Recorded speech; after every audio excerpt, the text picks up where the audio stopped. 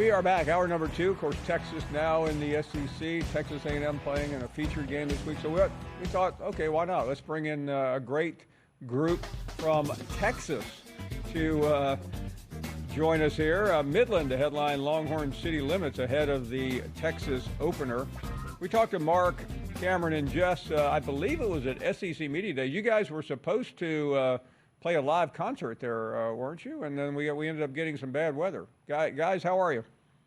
Doing well. How are you, Paul? Hey, Paul. Thanks for having us, bud. We're doing great. I'll start with you, Mark. And I remember that night we had one guy on our panel that was obviously not a country fan, and he naturally embarrassed the entire crew, asking you guys if you wrote "Drunk on a Plane," which we know you didn't, although it's possible you have been. But anyway, let's talk about the fact that you guys have been together almost 10 years. I'm really curious about this story. Is it true that you met at a wedding or something? Is that correct?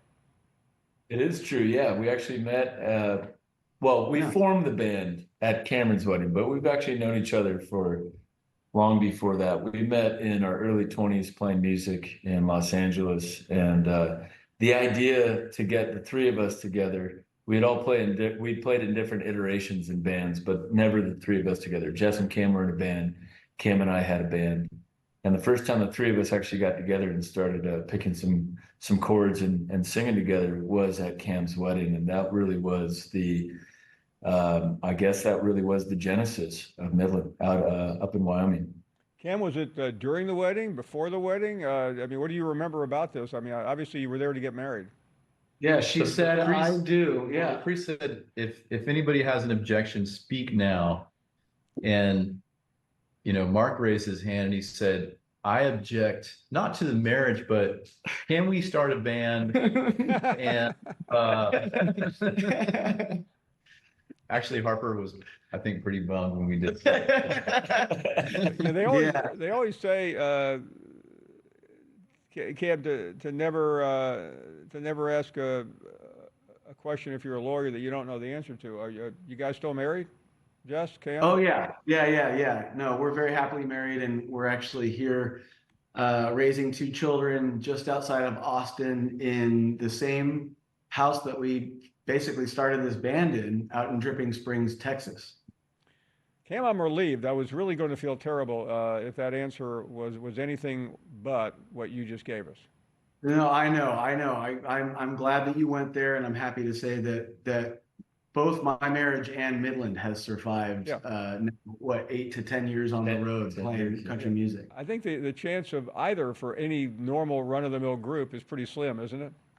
Yeah, it takes it. Mark mentioned that we were friends before we started the band, and like a marriage, you need some familiarity before tying the knot, and we can all, no matter what happens in our band, whatever strife or challenges, we can always kind of lean back on and rely on our fundamental friendship, and then college football season starts, and it's kind of every man for himself. Mark is a mega Wildcats fan. Arizona Wildcats, not Kentucky.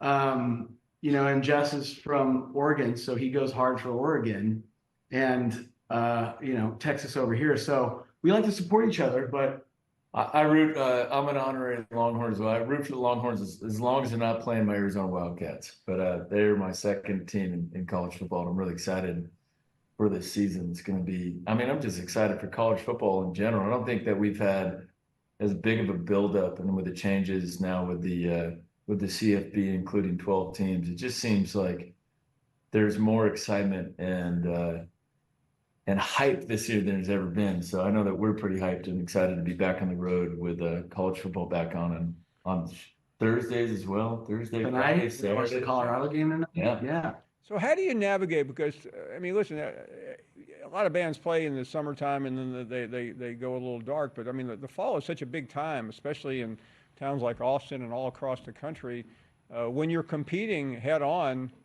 with a college football game that you're interested in, or the audience is interested in. How do you deal with that? Well, I can tell you right now that every Saturday night that we play during the fall, we have our guitar tech feeding us live updates into our earpieces on stage, giving us live up-to-date scores for any given game that we're watching. You don't play in Death Valley on a Saturday night. You don't play in Athens, Georgia on a Saturday night. So as long as we can kind of skip those the marquee hubs, we'll be all right. Yeah.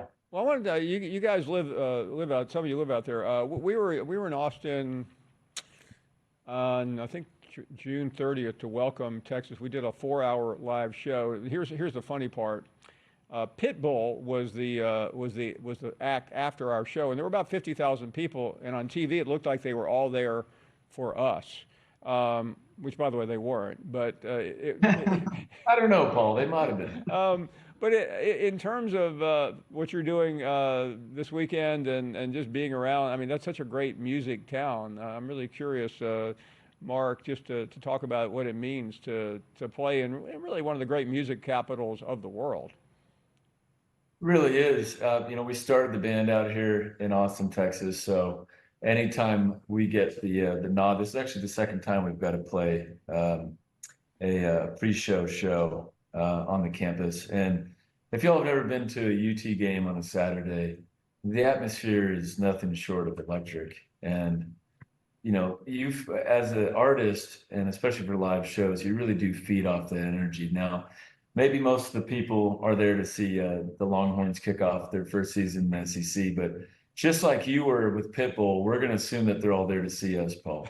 Well, they may be. I don't want to forget that you guys have been very busy lately recording, and your new record comes out. I don't know if it's really even called a record anymore, although some people do buy it in record stores, but it comes out in a couple of weeks. Tell us about the process and because you guys don't produce records every day.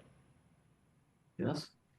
Yeah, we did this one. We kind of deviated from the previous process that recording the albums in Nashville, and we worked with a new producer this time, Dave Cobb, who's been kind of a North Star type of a guy. He does all of Chris Stapleton's albums and a lot of stuff that we listen to. He's been a pretty influential producer, and so we got to go out to Savannah, Georgia, where he lives, and record at a studio there for 2 weeks.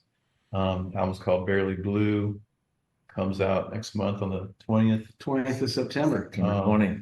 And it is an album. I mean, we do albums, Paul, and you're right to point out that not everybody does, but the way that we approach music and songwriting, which we're actually doing right now, we're kind of doing a songwriting camp with our buddies, Jeff and Ryan out here.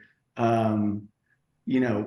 are very intentional with the song selection and the way that we, record music and package it up together as a single thought, How nerve-wracking is it when you're writing stuff and recording it, and then you're getting feedback? You guys you wouldn't be recording it if you didn't think, or writing it if you didn't think it was great. And people are very honest, and they go, "I love that. That's a hit," or "What in the world were you thinking?" What is that like?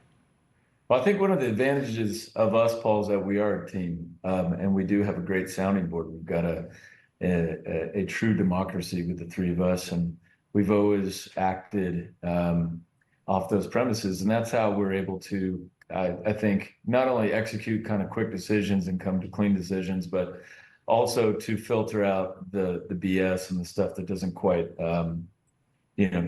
make the grade. So I feel like by the time we're presenting something to, say, a record label, it's already been through a thorough process of kind of, I guess, of that judgment and discernment. So I think that's kind of what our advantage is. And I think that's why we're 10 years into our career, and we feel like we just recorded the best album that we've done. And we feel like our best work is still in front of us.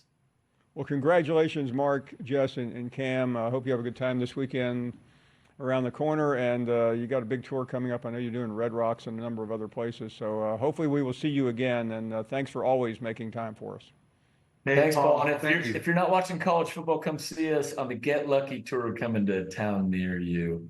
I'm on it. Thanks, guys. Great to see you. Midland joining us as they get ready to play Austin on Saturday and Sunday. We'll take a short break, and we're coming right back.